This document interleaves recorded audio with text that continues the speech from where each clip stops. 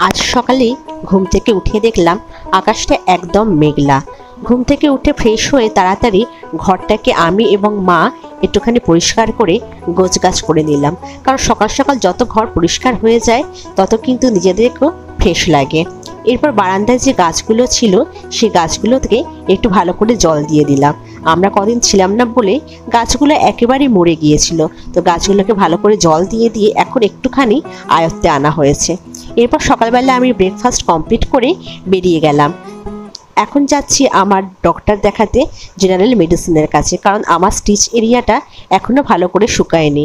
Doctor দেখিয়ে ফিরে এলাম বাড়ি ফেরার পথে ভাবলাম আজকে একটুখানি কচুরি কিনে খাই। দোকান থেকে নিয়ে এলাম গরম গরম কচুরি, আর তার সঙ্গে ছিল লাড্ডু। তো এই দিয়ে সকালে ব্রেকফাস্টটা সেরে নিলাম। এরপর চলে গেলাম আমি স্নান করে তাড়াতাড়ি ফ্রেশ হয়ে নিলাম এবং বসে গেলাম আজকে দুপুরে লাঞ্চে।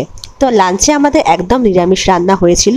তো কেমন লাগলো ভিডিওটা অবশ্যই কিন্তু জানিও।